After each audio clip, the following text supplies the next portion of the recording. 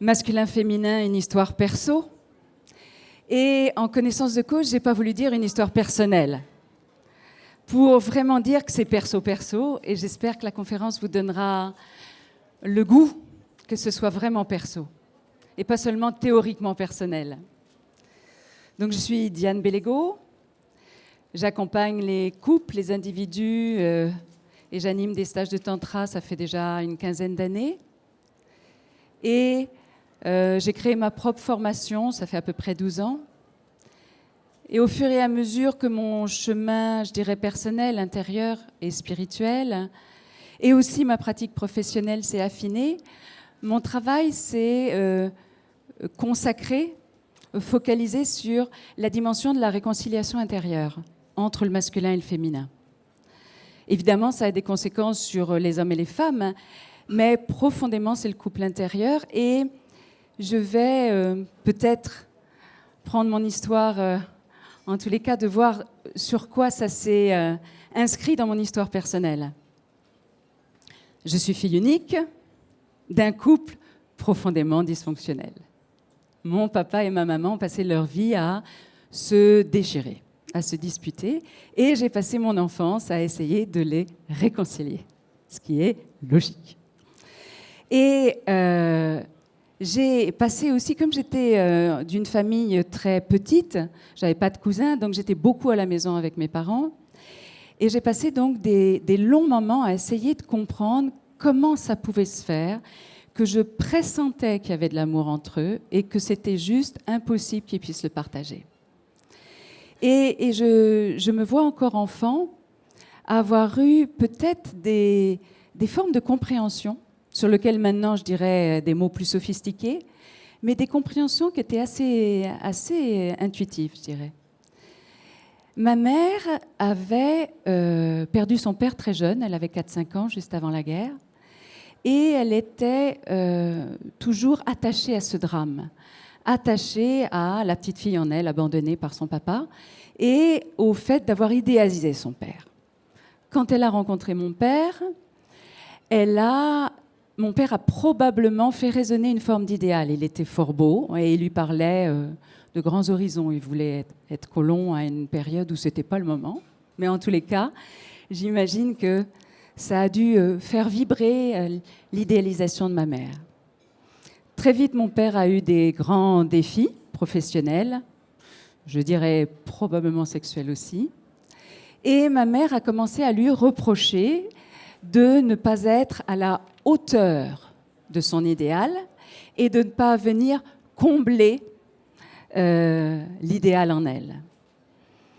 Mais je pouvais dire un peu, je comprenais du côté de ma mère, parce que j'ai essayé. Ce qui était terrible, c'est que quand je me mettais du côté de ma mère, je comprenais très bien. Quand je me mettais du côté de mon père, je comprenais tout aussi bien. Et je ne comprenais pas comment les deux pouvaient avoir raison. Alors j'essayais de me mettre au centre, et en fait, je me rends compte que c'est ce que je fais aujourd'hui d'une façon plus consciente. Et donc, je comprenais cette vision de ma mère, surtout que mon père était très, très souvent en colère. Mais quand mon père a commencé à avoir des résultats, des succès, des promotions, quand il a commencé à faire des gros efforts pour elle, je ne comprenais pas pourquoi elle le frustrait et elle le cassait. Et un jour, mon père a offert à ma mère un manteau dont elle rêvait et pour lequel il s'était endetté. Et ma mère a eu une forme de mépris déguisé. Et là, j'ai pris conscience qu'elle voulait absolument rester la petite fille, qu'elle était attachée à la petite fille victime, mais qu'elle ne choisissait pas d'être la femme qui honorait son homme, qui honorait les efforts de son homme, qui honorait, je dirais, la consécration de son homme, mais du coup de son masculin. C'est aussi à la même période que je me suis rendu compte que ce qu'elle reprochait à ma mère, ce qu'elle reprochait à mon père, c'était une chose que j'aurais pu dire d'elle. Elle lui reprochait de ne pas être à la hauteur, elle lui reprochait de ne pas pouvoir compter sur lui, mais moi je me suis rendu compte très vite que je ne pouvais pas compter sur ma mère et que quand j'avais besoin de son soutien, elle était happée par la petite fille. Alors très vite, on a échangé les rôles, je suis devenue la grande et elle est restée la petite. Et j'ai compris que ce qu'elle reprochait à mon père, du moins, je me suis approchée de cette compréhension, elle le portait en elle. Elle était comme... elle était déchirée entre, on va dire déchirée ou divisée entre un espèce d'idéal en haut, qui était bloqué par l'attachement à la petite fille blessée, probablement avec un pardon non fait du départ de son père ou de la mort de son père, et qui, cet idéal là-haut, qui était bloqué par ce cœur chargé de l'enfant blessé, empêchait l'idéal de venir combler. Et elle était tout le temps dans la petite fille qu'il fallait rassurer, toujours insatisfaite. Et donc, ça m'a beaucoup interrogée de me dire, mais comment ça se fait que quand elle lui reproche de ne pas être l'idéal, elle refuse que quand l'idéal se présente, que l'idéal vienne la combler.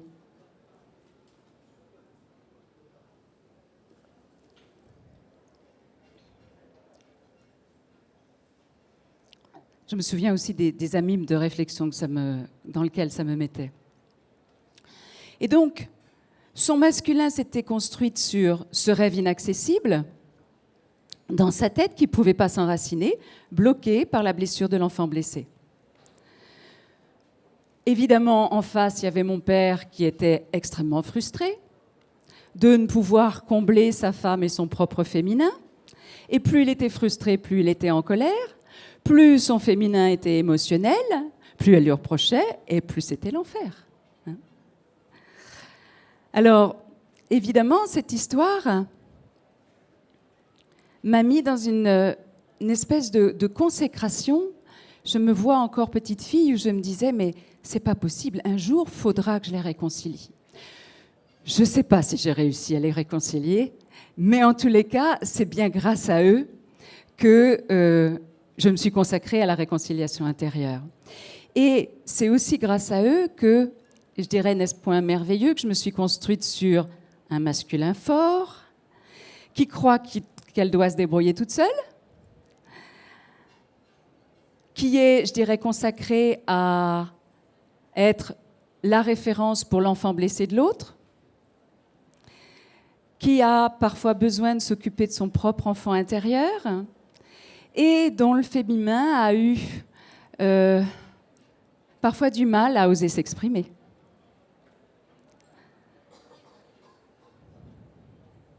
Et qui parfois, je me surprends à reprocher à Patrick, mon compagnon, de ne pas aller à la hauteur de mon idéal.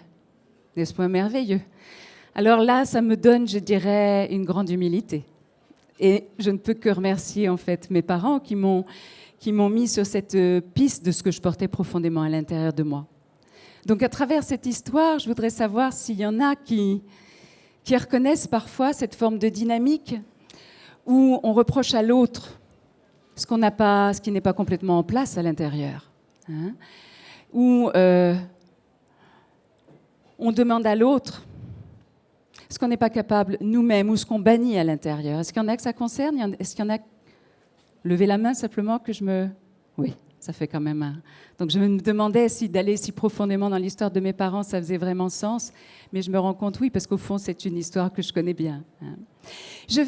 On va passer peut-être à un exemple plus direct, qui est peut-être un peu intime. Ce que je vois, c'est que dans notre salle, il y a beaucoup de femmes. Il y a moins d'hommes. Hein, c'est souvent le cas dans le développement personnel. J'aimerais bien que vous vous posiez la question, en tant que femme, qu'est-ce que ça vous fait vivre qu'il y ait moins d'hommes dans la pièce? En tant qu'homme, qu'est-ce que ça vous fait vivre que je pose la question? Alors, comme c'est assez intime, puis que je ne veux pas non plus prendre beaucoup de temps, je voudrais que vous réfléchissiez un peu, puis que vous allez le partager avec le voisin. Donc réfléchissez, en tant que femme, ça me fait vivre quoi? Qu'il y ait peu d'hommes dans la salle. Et en tant qu'homme, ça me fait vivre quoi? Que la conférencière pose cette question. Si vous voulez bien, prenez une minute et tournez-vous juste à côté et partagez ça.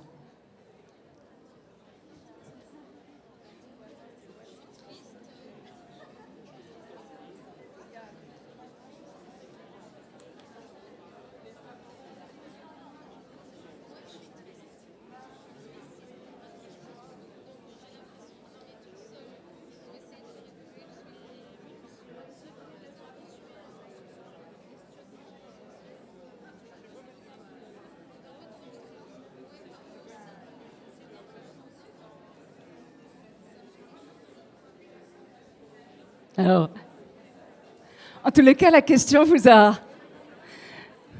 a sollicité. Hein, c'est une question dérangeante.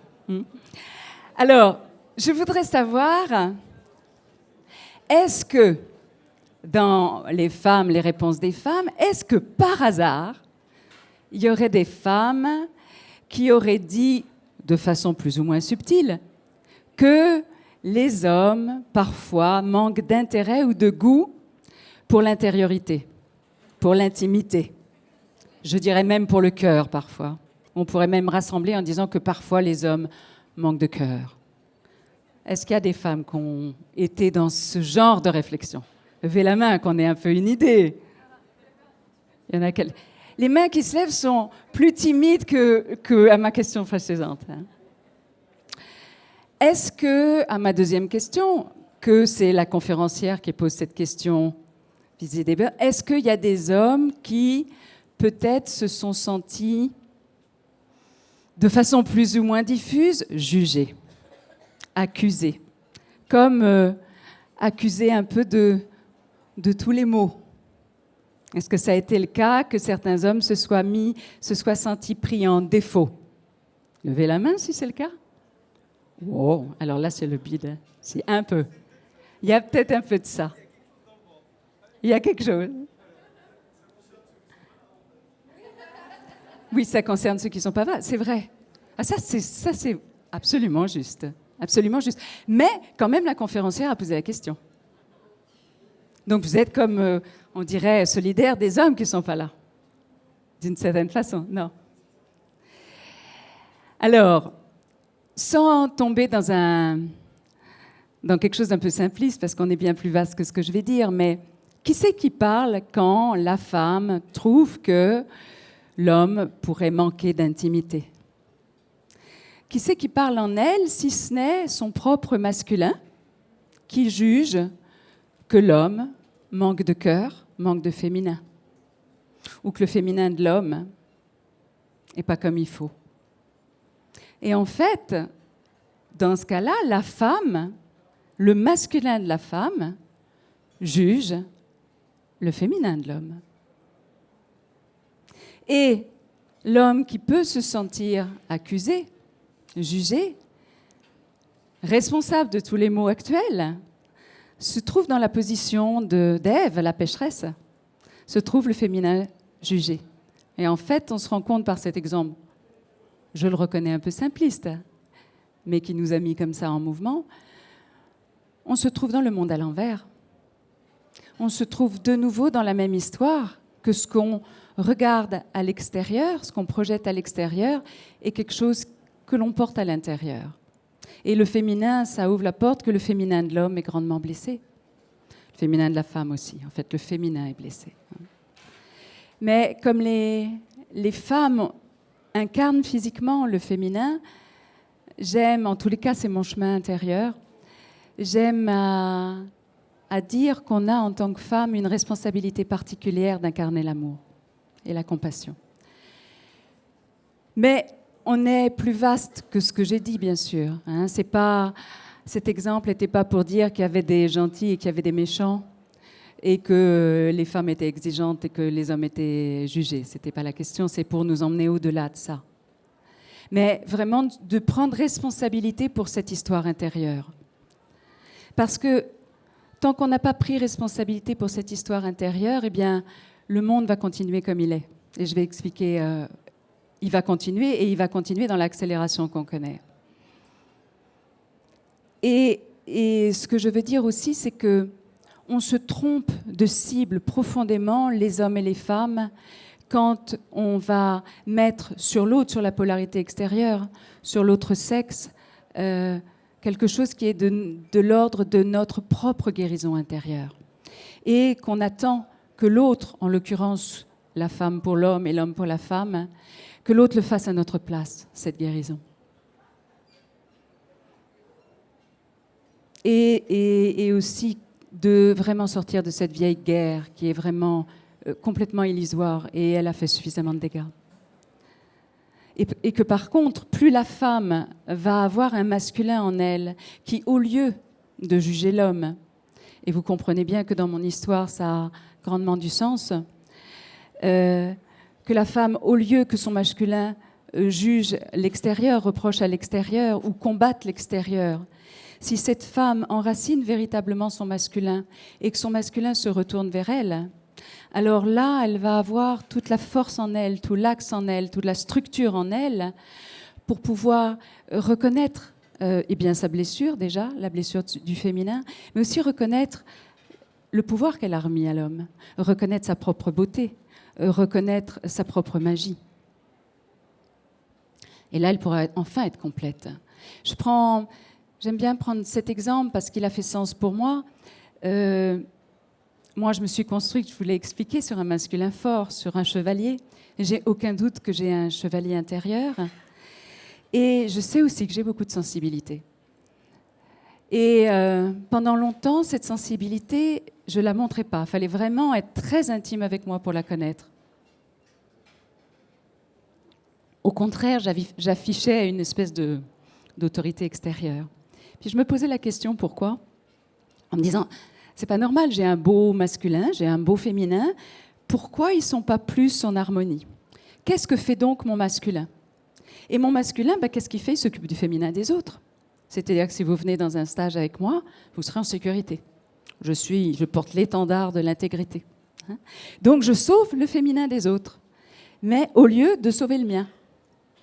Et donc j'ai compris que mon masculin, il était tellement en inquiétude et en désarroi de la blessure de mon féminin qu'il préférait être tourné vers le féminin de l'autre. Quand j'ai compris ça, ça a été vraiment tout un cheminement. Puis il y a vraiment dans le livre un protocole autour de ça, de cette compréhension réelle que le masculin doit se retourner vers le féminin, de la femme en particulier, mais aussi de l'homme. Là, il y a vraiment quelque chose qui a pu une première couche de la réconciliation qui a pu se faire. Et c'est vrai que maintenant, il y a un état de réconciliation qui est plus doux. Et c'est vrai que certains qui m'ont connue il y a des années trouvent que cet espace-là en moi a beaucoup changé, d'oser exprimer cette... Mais ça ne veut pas dire... Alors, il y a d'autres personnes qui, eux, se sont construites, et je vais expliquer pourquoi, sur plus la sensibilité ou l'empathie extérieure, mais au prix des températures.